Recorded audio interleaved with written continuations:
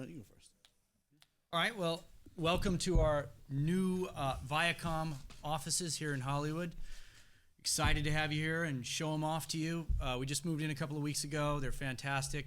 And we're going to be doing a lot of events moving forward here, whether it's open workouts, press conferences. So, and as you can see, there's still some construction going on, but it's going to be fantastic, and we're going to use this for a lot of stuff moving forward. So, just want to say how thrilled we are about this event coming up on Saturday. I grew up in Los Angeles. It's special for me to be at the Forum, place where I went to when I was very young, and to be here with these amazing fighters in a mega fight like this. It's special. It's great, and we have two of the biggest names in the history of the sport here. So skilled, so entertaining, and coming off a fantastic year of expansion for Bellator. Just keeps getting bigger and bigger with every single event. So Scott Coker has done so much in 2016 for the brand, signing amazing names, expanding globally like we'd never done before, and now kicking off this year with this incredible mega event. Spike and Bellator Spike and Viacom have never been more behind Bellator. We're excited about it. Everyone's going to be there Saturday. We've got a ton of talent, ton of celebrities coming, more than the inauguration. I'm sure about that. So it's going to be great, and we hope to see you there on Saturday night. So thanks. Great, thanks, John. Like John said, last year was a year of, I call it free agency, acquisitions, as well as expansion of the brand. We went to 5 different international countries, and this year we're going to go to, I believe, 8 or 9 international countries. So we have a lot of great news up ahead. But also free agency. In my opinion, we picked up 100% of the free agents that we went after, and we signed 5 big, recognizable names, and one being Chael. And that's how this fight came together. And it's really just a commitment of MMA by Spike and by Viacom. And, I was talking to somebody earlier, that's a radio station host, and I said, if it wasn't for the commitment of Viacom and Spike, back in 2006, who knows where the sport would be today. And that commitment hasn't stopped. So I thank Spike, John Slusser. I'd like to thank Kevin Kay. I'd like to thank our sponsors, Light Beer from Miller, Monster Energy Drink, Dave & Buster's, and Blackheart Rum. So we got exciting fights. We got a great lineup also on the TV side, but as well as on the stream side. So we're really excited about it, and I look forward to some great fights by all these professionals here. Thank you. So this time, we'll just go ahead and Tito, when did you decide that this would be your final fight, and why? It was a big decision. I went with my family, and of course the injuries are the surgeries I've had. Having 8 major surgeries through my career, starting in 2003 with ACL surgery, ending up with fused C6, C7 in my neck last year after the Liam fight. My biggest enemy has been my body because I push myself so hard. I don't take shortcuts. I go as hard as I possibly can every single training camp, no matter what. No matter what injuries are pushed in front of me, I push them aside and I go through it and I fight. After the fight's over, I fix myself. I'm very thankful for my surgeon, Dr. William Smith out of Las Vegas, who's been able to put me back together. I'm literally the $1 million man because of all the surgeries I've had. But 20 years is good enough for me. I want to make it an even number. An even number, 20 years is perfect, 2 decades. There's only one other fighter I can say he's been in here 20 years, and that's Vitor Belfort. We're 2 old lions. This is my kingdom, and on Saturday night, I'm going to roar. I'm going to show jackals like this guy, Chael, the P, Sonnen, what a king's truly like. You came in there, you look pretty tense right now looking at Chael. Is he the perfect opponent for you, and how do you envision the perfect ending for your career on Saturday night? I'm going to dominate. I expect no least than what I expect in my camp, what I've been doing in my camp against the training partners I've had, the work I put in over the last 14 weeks. I dislike this man. Not even a man. He's a child. He said some personal things about me, and he's lit a fire under my ass like no other. I've been in camp for 14 weeks. This guy thinks he could come in after 8 weeks of camp and compete with me after taking 3 years off. I'm going to hurt him. I'm not looking for a submission. I'm going to dominate. I have something to pay back. He embarrassed me on my birthday. I'm going to embarrass him on Saturday night. Questions? First to you, Scott. Do we have a confirmation on the opponent for Colleen Snyder this weekend? That's something we may have ready to announce later this afternoon, but right now we do not. Okay. And then you've announced the fact that you're crowning a 145-pound champion right now in the women's division. Are we going to be seeing a flyweight champion crowned this year? Right now we'll commit to the 145-pound division, and then we'll see how it goes. But I would say by the end of the year we will have a new 25-pound champion too. For Paul, now Great Britain has had so many great champions over this past year in terms of the boxing and combat realms. Can you, kind of expand about how proud you might be of Great Britain and how far it's come in terms of the combat realm, and you being a representative of that here on the Bellator? Yeah. Well, first off, us in Great Britain, we started this shit. We started fighting, we started taking over countries and all that stuff, and we had the Great British Empire and fighting's in our blood.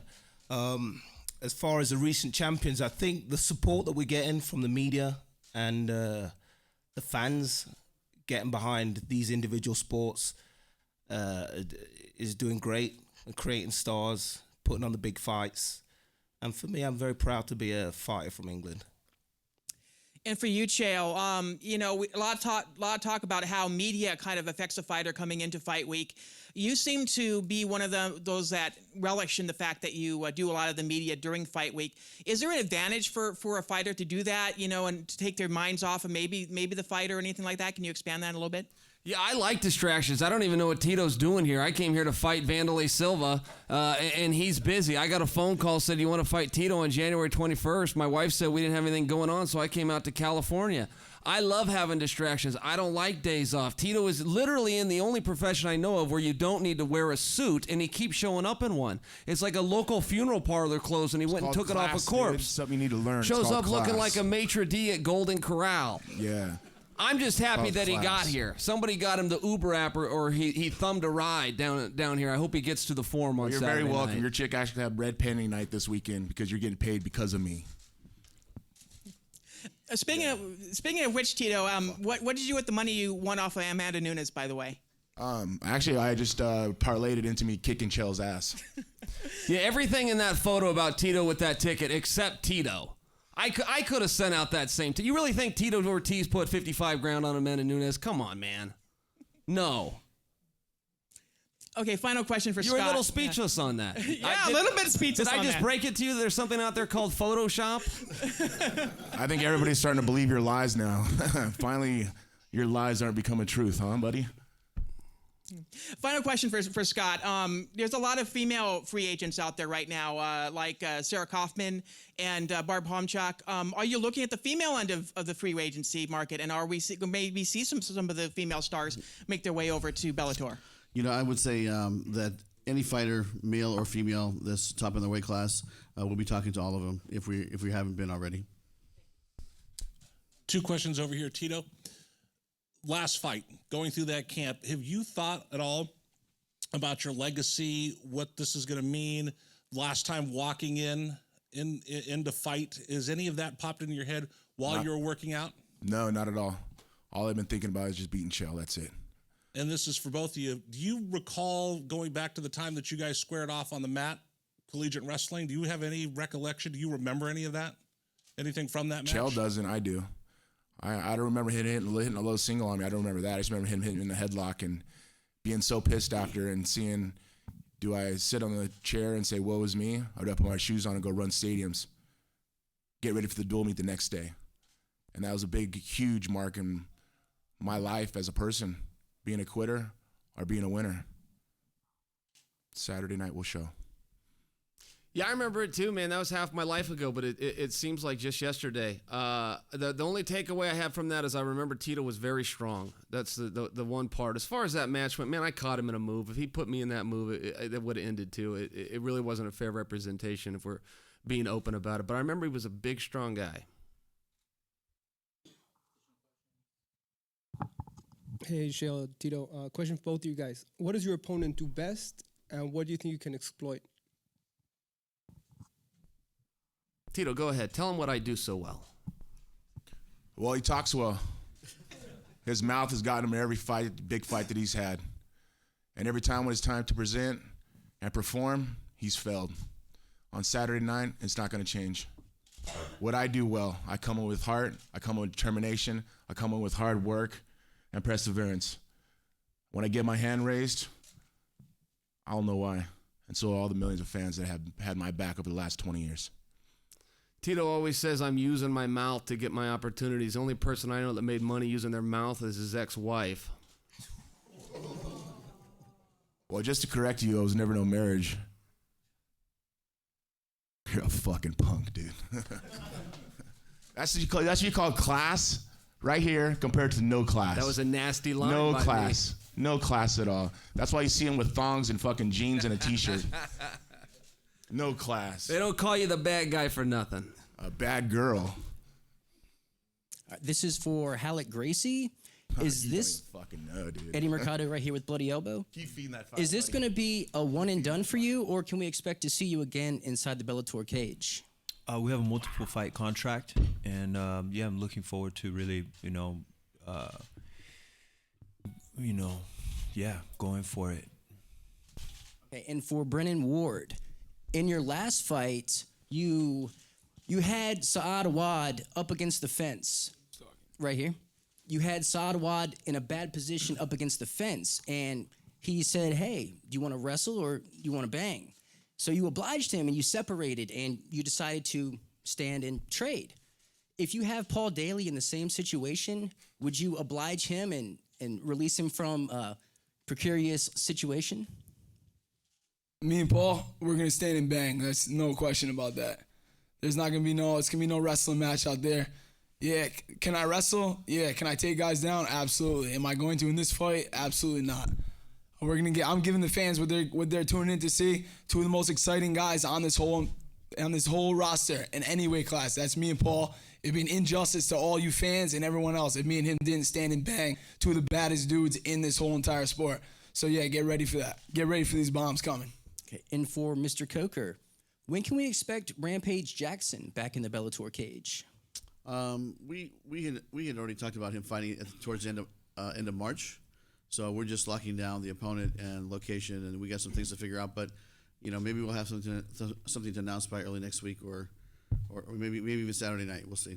Okay, and have you looked into Ryan Bader or Lorenz Larkin as being potential additions to Bellator? I'll tell you, it goes back down to the philosophy of, look, if you're a free agent and you're completely free and you are in the top rated like Ryan is, and you're free to talk, we're going to talk to you. So we're talking to everybody. Okay, and for Tito Ortiz, first off, Tito, thank you for everything you have done for mixed martial arts. And can we expect to see you at future Bellator events after your retirement? I expect it. I guess that's a Scott question.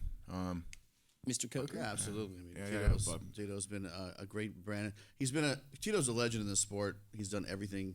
He's accomplished everything, and he's been a great brand ambassador for Bellator. Ever since I've been here for the last couple of years. And I mean, I've been treated with nothing but respect, nothing but class through Bellator. Anything they want me to do, I'm willing to do.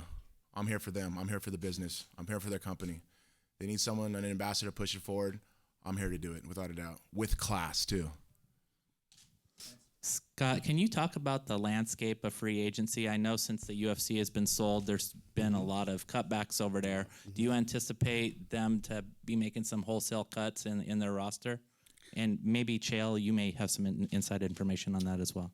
Yeah, I think I can't speak to their business philosophy or which direction they're heading. I can only say that the phone has been ringing a lot more in the last 6 months than it has maybe the year before that.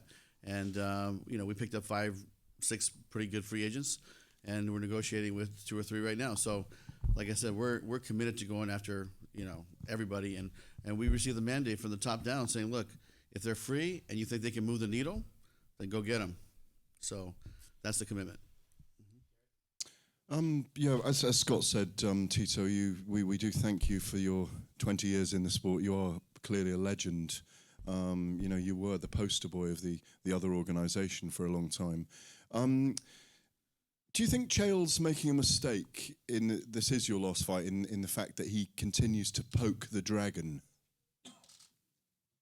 It's kind of funny. I was listening to Christian Walken, little skit he did, and he talked about a lion, king of the jungle, this huge lion with a big giant mane in this hot, smothering weather in Africa. And the little small lions come up, kind of poke at him, bite on his ear, bite on his neck. The lioness comes over and bugs him. Then you got the jackals and the rest of the wilderness looking and seeing these lions on that mountaintop. And they come over and bother him. The jackals laugh at him. The hyenas laugh at him, nip at his toes. They eat all of his food. And they sit back. And they got jackals like this who think it's a comedy. Until one day he gets sick of it and he attacks and he shows to these people who the fucking king of the jungle is. And this little hyena, I'm gonna eat right through him. And we'll see on Saturday night. You know what? It's good because it fuels me. It's fueled me over the last 14 weeks. And it's great to see because you hear that snoring nose? That's a snoring nose you're gonna hear in the second round of the fight. That's good. That was good. That was good work by you. I gave you a good setup. Yeah, you're a good comedian, man. That's about it. You're a good actor. That's about it. Just here to help. I'm a fighter. You're an actor. You're on The fucking Apprentice because of me. You're the bad guy because of me. You try to talk because of me. You've never won a world title.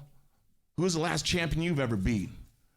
Who's the last legend, as you say, you've ever beat? You call yourself a legend? What have you done legendary besides talk? Buddy, on Saturday night, those little blue eyes are going to be sparkling even more, man. Just wait and watch. Just wait and watch. You dug your grave, man. You have dug your grave. The F word, that wasn't classy. I don't care, man. No, I don't care. You ruffled my feathers way too much, partner. Yo, you talk about my ex, man.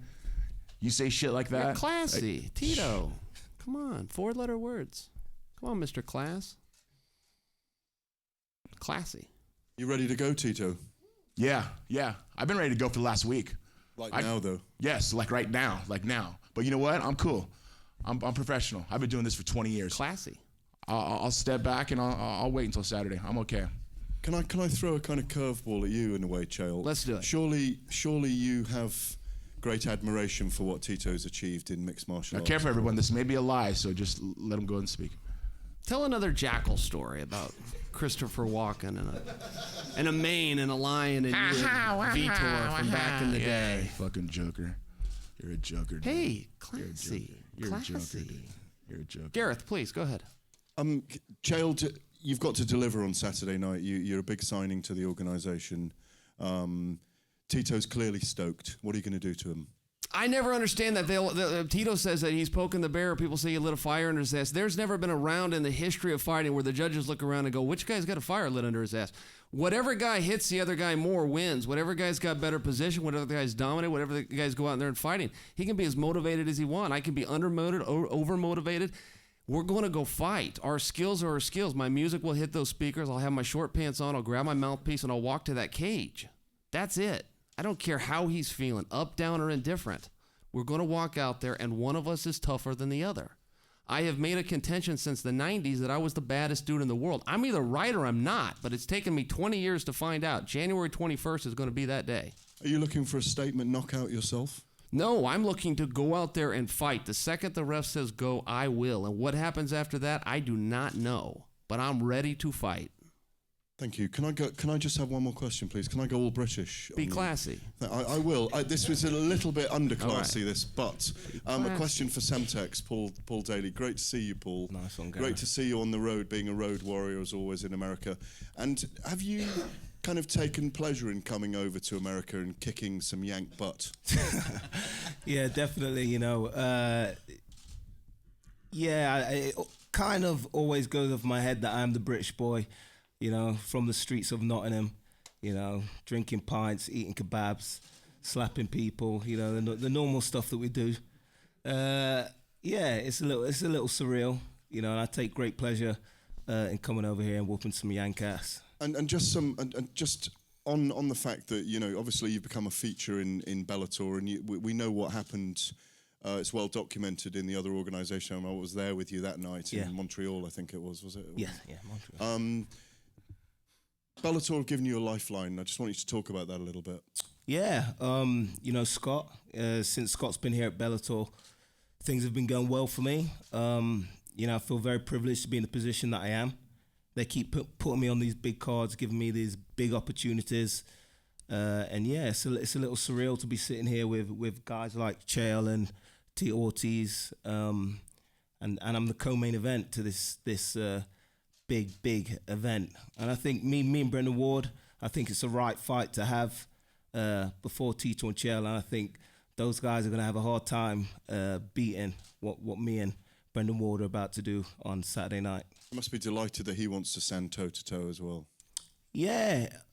You know what? He says he wants to stand toe-to-toe, and he's a fighter with the same guy. Like I said, you spill Brendan Ward's beer, you're going to get a slap. You spill my beer, you're going to get a slap. You know, we're fighters. We got that mentality, and I hope he does not you know, listen to the coaches, because I'm sure they're going to be imploring him to wrestle. I hope he does, you know, just fight wherever we're at. Just fight, whether it be standing on the ground or whatever. We're just going to fight. That's what we do. Brilliant. Thank you all very much. For Tito, you briefly flirted with retirement in 2012. Now you've come back and you're retiring again. What has been different this time around, and what did you really learn from the first time that you tried to step away from the cage that will sort of help you relish and focus on this experience? Well, you know, at the time I was going through some really hard personal stuff. My children were number one. My kids, I had to get full custody of them. I had to fight for my kids. I fought for them. I got full custody of them. I had to get away from a company that was disrespectful towards me, that was painting me in a bad limelight that wasn't true. So I had to walk away. And as I walked away, I got a hold of Bellator, and they wanted to sign me, and I wanted to fight. At the time, I was only 38 years old. I felt young. I felt good.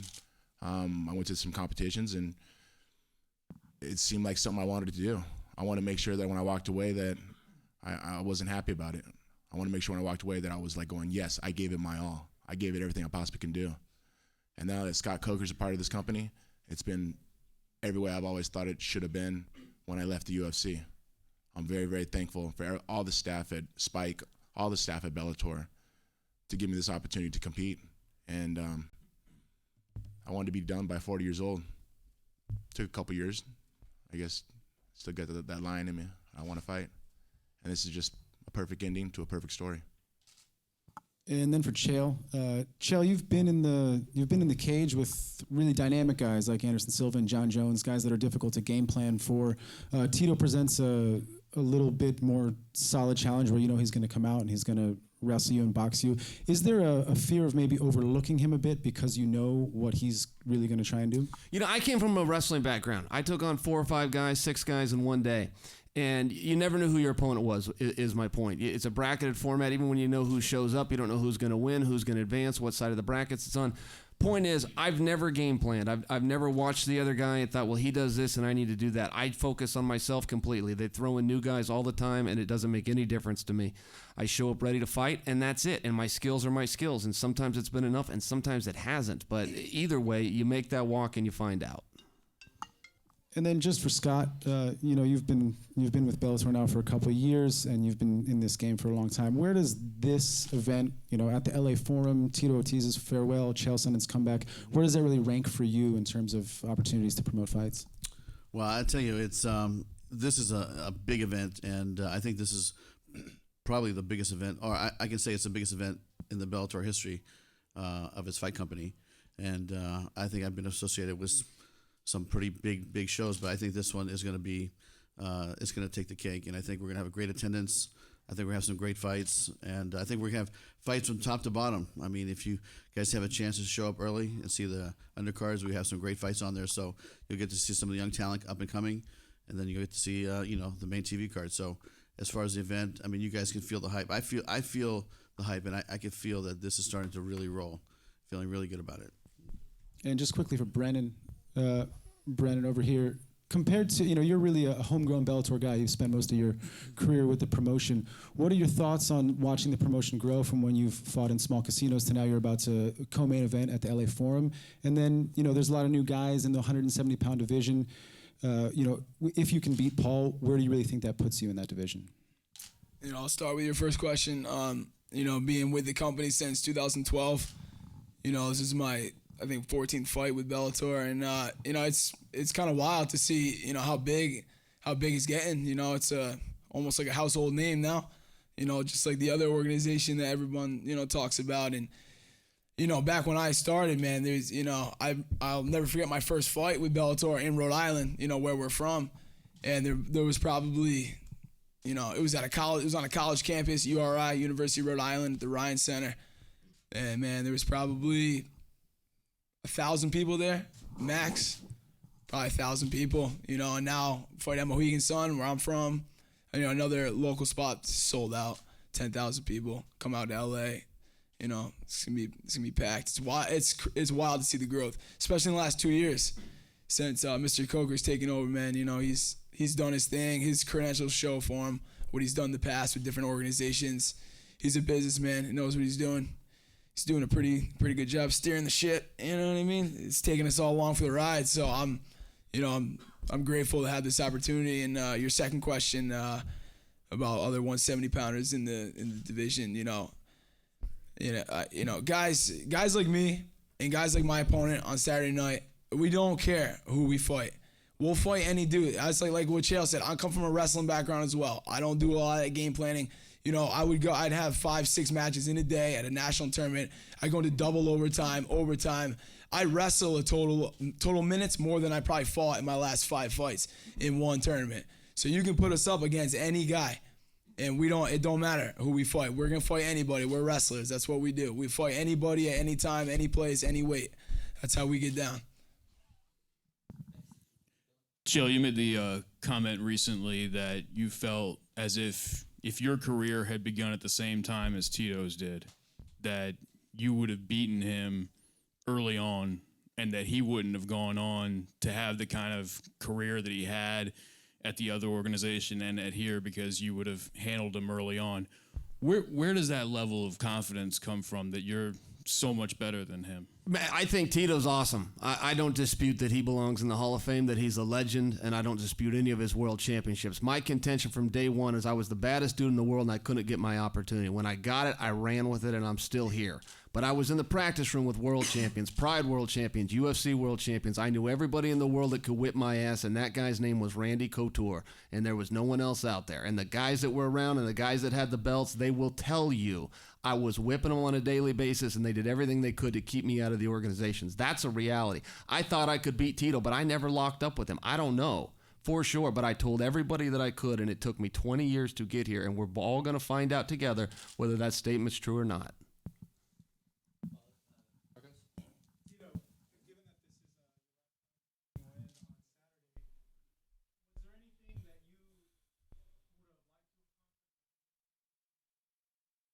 No, I did everything I wanted to do the way I wanted to do it, with integrity, with respect, with class. And I look back on it and I did it with integrity, man. And I inspired millions of people. You gotta understand, I wanted to be a high school wrestling coach. I wanted to be a teacher. I wanted to help youths. I want to help the kids who were coming up, who were on the streets, who had nothing to show for, who their teachers or their parents or their friends would call them pieces of shit. And I was that kid on the street who came from nothing and was able to achieve everything in my life. I'm able to give my children everything they have through hard work and dedication, and they wrestle too. My true name is Jacob. In the Bible, Jacob wrestled against an angel. The angel beat Jacob and saved his life. Wrestling saved my life. I have no regrets of anything I've ever done. I look back on it, and I've worked hard to get where I am today as a human being on this earth. I'm very, very thankful to all my fans. Thankful for Scott Coker. I'm thankful to Lorenzo and Frank Fertitta and Dana White, and I probably shouldn't be, but I am, because they gave me an opportunity back in the day. I'm thankful that Chael called me out. because now I get an opportunity for redemption.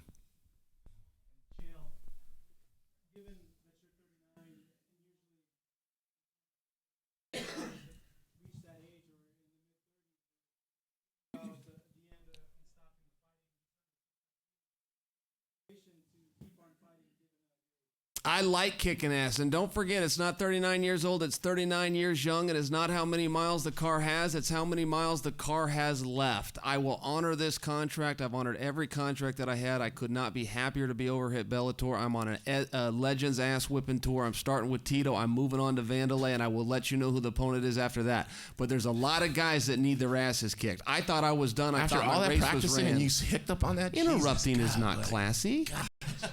I'm No, just saying. interruptions aren't. Look at that. We're the Brought same. him. He did it. Said he wouldn't come here, but I got him here, didn't I? Got him all frustrated in his nice suit and his four-letter words. What was I saying? I was saying something brilliant. What was it?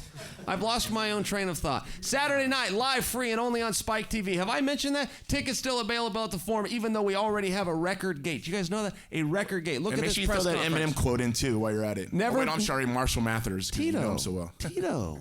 Classy. Look around this room. Never had a press conference so big. Wait until the weigh-in tomorrow. You're never going to see more people at a weigh-in. Biggest fight in Bellator history. This is the biggest fight of the year. This is how we're kicking things off over here. Live, free, and only on Spike TV. People have asked me, how do you sell this fight? Why should we tune in to watch you and Tito? This is the first time I've been in a main event and I don't have anything to sell. I could not sell the fans something if I wanted to. This is free, which means everybody can afford it except Tito. Because he's broke. Did you get it? Broke? It's back to the car comment.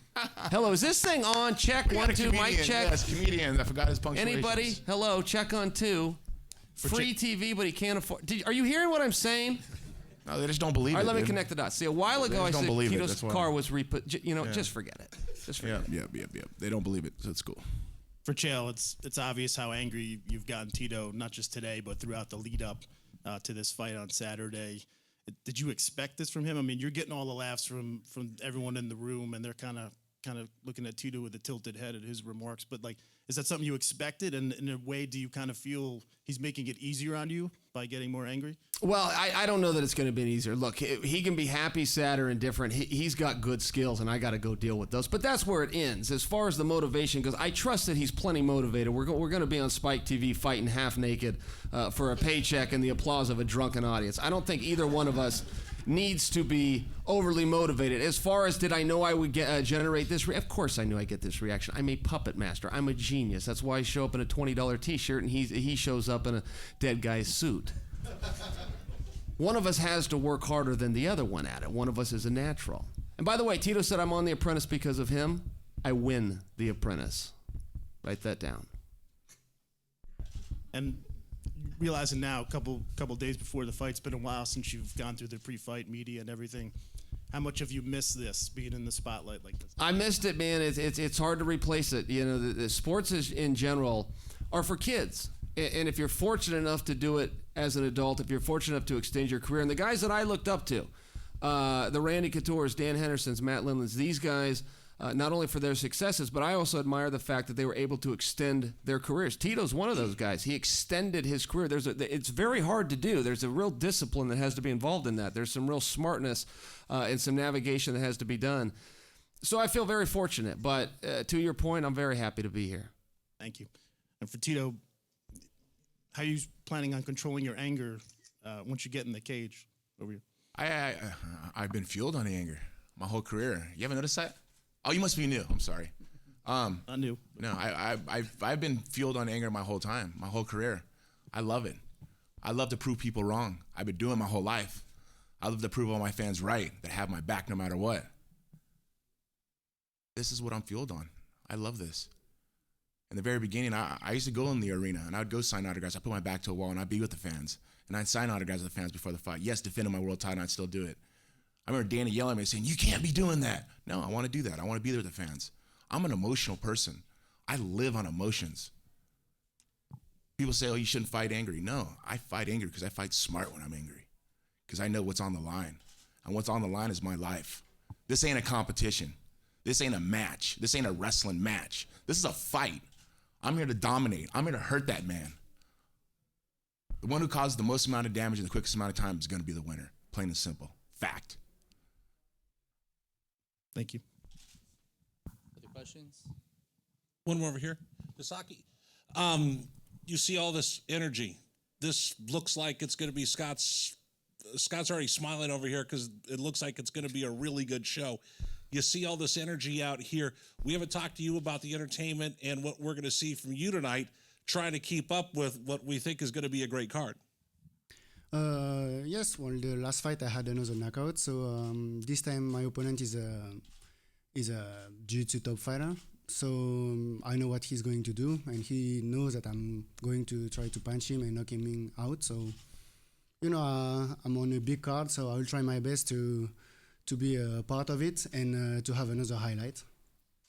If I can follow up with Chael for just a second, can I get 20 seconds talking to the fans about why they want to tune in, why they want to buy a ticket, why this is the reason why Bellator is on Spike? Yeah, well, I'll tell you, they already have. The tickets are bought. The parties are set. People are going to be tuning in. These are going to do record numbers. Listen, I have never missed a Tito Ortiz fight. There is nothing like the energy that Tito brings. There's nothing like the entrance that he makes. There's nothing like the charisma. And if he beats you, he's going to bury you, and there's something to watch there.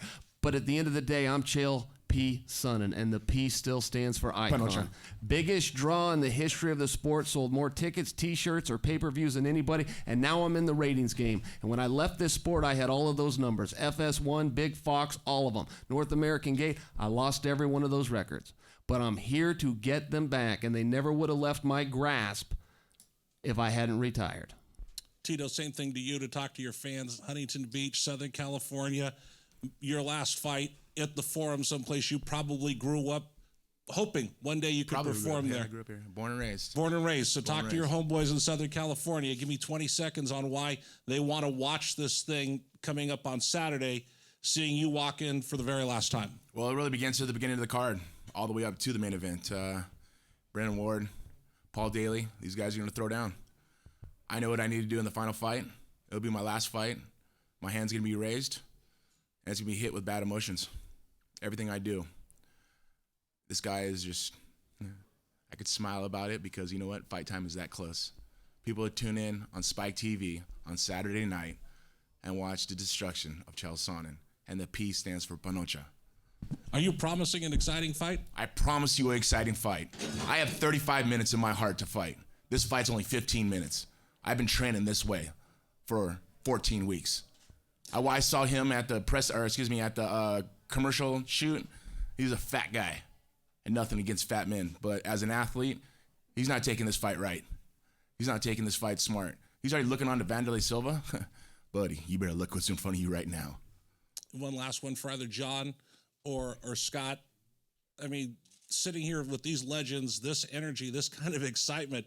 John, I mean, could you ask for a better card or a better lead up for Saturday night on Spike? We haven't had this kind of energy ever going into a fight, and we're absolutely thrilled. As we've said, as you said, we've got an amazing group of athletes up here going to put on a show, and I'll say on the production side, we're gonna put together a hell of a show as well. So everybody's bringing their A game in the cage, out of the cage, and it's going to be in the Forum. So it's going to be a lot of fun.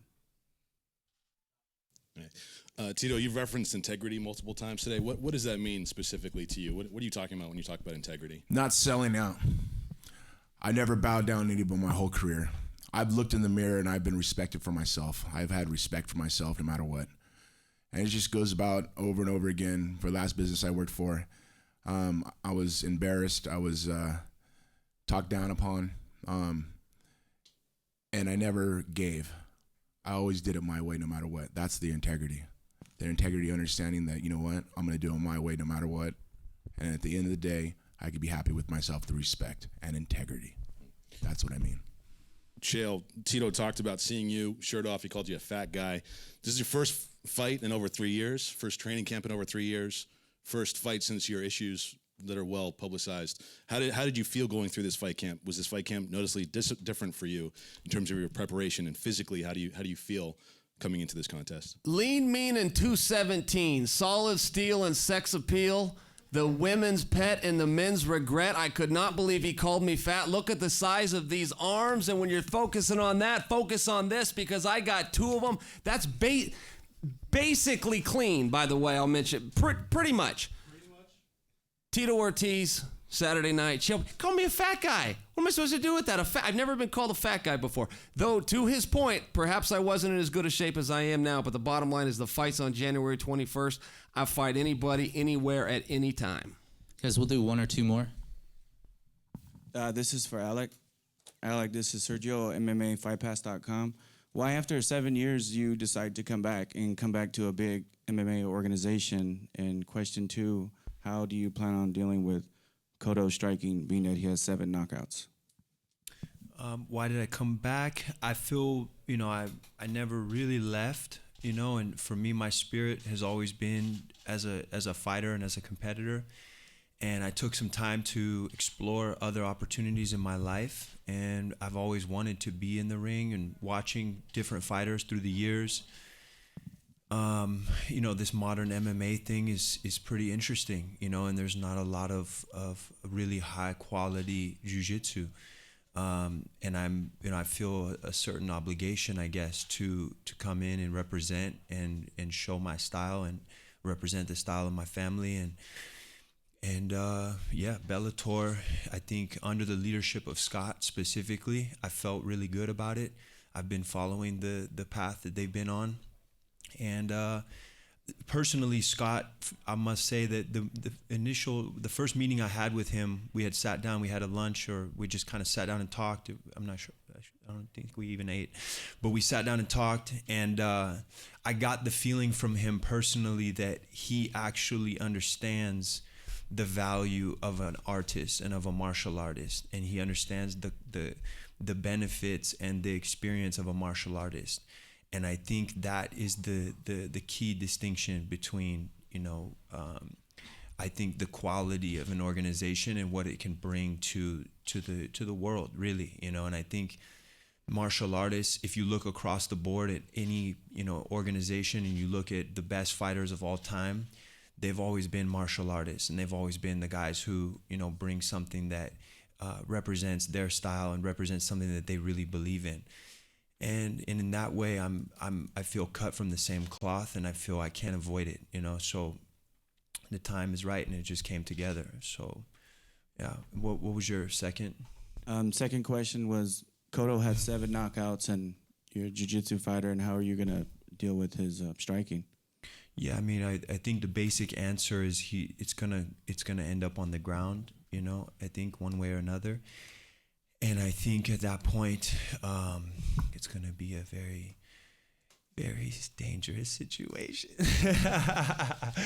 But I think we've, with obviously you understand that I'm sure you've seen the videos and you've seen the history. And I think there's that classic, stand up to ground battle. And I think, the statistics prove that the fight is actually likely to end up on the ground, And I think it's just a question of who knows what when it gets there. And I think a lot of times if you decide to stay standing and throw punches, great, you can do that, and fighters do that all the time. I'm looking forward to this fight, Mickey Ward, and I think Daly is going to be a great fight. So, but for me, I think I'll take that. I'm looking that I'm gonna get my fill of the striking there, and I think if the fight ends up being on staying up and I'm on my feet and I have to fight, I'm gonna fight, So I don't know what he's expecting, but I think at the end of the day, we're gonna be in the cage, and it's gonna be up to us what happens in there, which is obvious, goes without saying, but I think it's pretty tough to avoid. Mickey Ward is a pretty good fighter anyway, wasn't he? A question. This is a question for Cato and Scott, and maybe John as well. Over here. As we know, you're French Japanese, yeah. Is there a level of frustration at all about MMA being kind of mitigated against and sanctioned against in France for you? Yes, of course. All the French fighters recently are doing quite good, but they're all fighting abroad, so it's hard for them. It's hard. I blame the Judo Federation. They are trying to block the MMA and the wrestling and all the other federation because judo is really big in France, but I know and I can feel that all the young people, they want to fight in their own country. They want to do MMA more in France too. Because there's a lot of MMA gyms springing up everywhere in France now. Yes, in Paris there is a lot of good gym. There is a really famous one now, yeah.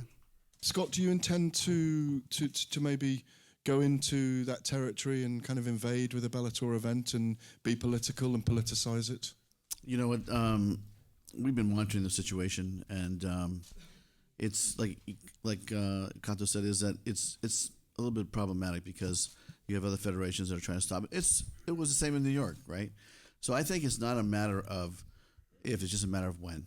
So, you know, I think all of us that are promoters that are promoting in Europe and in the UK and, you know, throughout the world, we're going to continue that fight, and I think eventually it will happen. And a final question for you, Scott, and perhaps you, John, as well, that you haven't talked much about the Forum, and it's an incredibly iconic sports venue to have your biggest event so far. Maybe you could just talk about that, about the Forum itself. Well, as I mentioned, you know, I remember coming as a little kid to the to watch, you know, the Kings play, the Lakers. I mean, it's, you know, it used to be the Great Western Forum and went through a lot of changes, but it has a lot of history. It has a lot of great memories, and it is really special to be there. Not just for me, for the organization to be at an iconic arena like that. I think it's just part of the story of growth that we're seeing. I mean, it seems like every single day we're doing something new. We're breaking new territory, going into a new country. We're setting new records.